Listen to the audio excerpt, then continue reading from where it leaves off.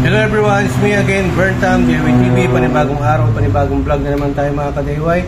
Sa araw na to, meron tayong gagawin dito sa Pajero 4 M14 natin na GDM 4x4 Matic Japan version. So may problema siya, pakita namin sa inyo.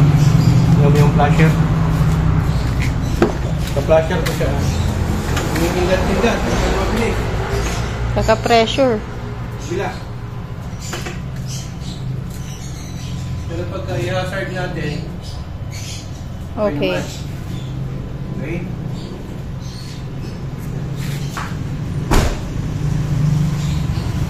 So ito yung problema niya mga ka-DIY kasi kumikindang-kindat. Ang problema kasi niya, nagpalit tayo ng LED bulb. Lahat to paikot. Nagpalit tayo ng flasher na LED bulb o LED type. So ang gagawin natin dyan, ito lang po yung remedyo dyan. So unbox natin mga ka-DIY. Tara, dito. See, against the light. So patayin muna natin. Yan o, makikita nyo naman o. Yan, masyado mabilis. So hindi pwedeng ganyan.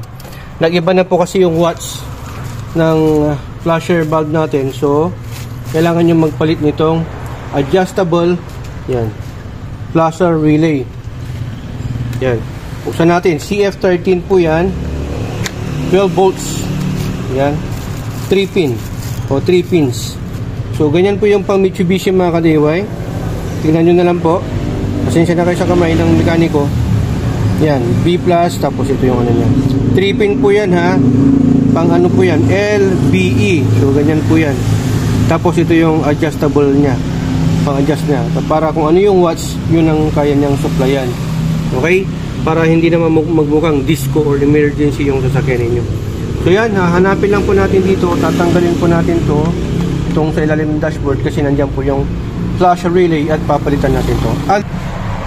So ayan mga ka-DIY, natanggal na po natin dito. Ayan. So ang gagawin na lang po natin ay iti-trace natin kung saan dito yung flasher relay na stock. So sa mga hindi nakakaalam, ang gagawin po natin, hindi nyo yung susi, huwag nyo lang paandarin yung makina, tapos i-flasher natin, either kaliwa or sa kanan. Tapos ito, laman natin. So nandito siya. Hahawakan mo kung saan yung tumutunog or nagbabibrate. Yan. Sa mga hindi nakakalama, kasi ako alam ko to para hindi na kayo mahirapan. So ito, dito siya. Yan. Ito yung flasher relay niya. So tatanggalin lang po natin yan. Yun. 3 pins po yan. Yan po yung stock niya mga ka-DIY. Yun. Deco brand. Pang Hyundai pa yung nilagay nila oh. O, diba? So 3 pin. Pag compare natin ito. So 3 pin din po siya. Ganyan. O, diba tama? LVE. LBE. O, so parehas lang po yan mga ka-DIY. Okay, so ito yung ano natin. Nalagay na po natin. So ayan mga ka-DIY, nakalagay po dyan 12.8 volt. Tapos yung watt na kaya niyang dalhin is 0.1 to 150 watt. Yan po yung kaya niyang dalhin. Okay? So, lagay na po natin. Naka-flasher pa yung mga ka-DIY. Sa paglalagay, gayahin mo lang yung yan, dito. Gayahin mo lang siya. Yan, 3 pin, dito natin lalagay. Yan. O, diba? Nagbago na siya. Yan o. Tignan mo yung flasher dito. Hindi na siya mabilis, di ba? Halika. Ito na lang. Ito mo na lang siya ilawan. Ito, di ba? Tapos maririnig mo naman. So, ang gagawin natin dito ngayon, ito. So, kanina naririnig nyo at nakikita nyo masyado mabilis. Ngayon, medyo bumagal. Ngayon, ang gagawin nyo, adjustan nyo lang. Ito. Hanapin natin yung tamang blink na kung saan yun yung stock na blink dapat. Kaliwa, pihit, pakaliwa, ganyan. Mabagal po yan. Yan, wag naman po yung masyado mabagal.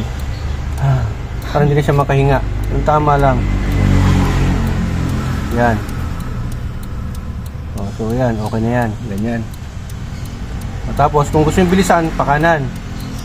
Yan, masyado mabilis. Ganyan yung kanina, di ba? So yun yung standard niya.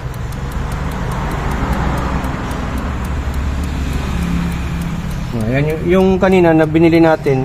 Yung bagong bili na hindi pa nagalaw yung tuner niya, yung adjuster niya, ibig ko sabihin, yun yung pinaka-standard. So ayan mga ka-DIY, yung sounds pakinggan ninyo, tapos tignan nyo doon sa labas, check nyo doon sa valve ninyo, sa lock, kung okay na. Ang tunog dapat po niyan kasi mga ka-DIY, alam nyo yung tunog ng relo. Yung tunog ng relo, yung wall clock, yung tick-tock, tick-tock, ganun lang po yung sequence niya. So yan, okay na po yan. Check mo.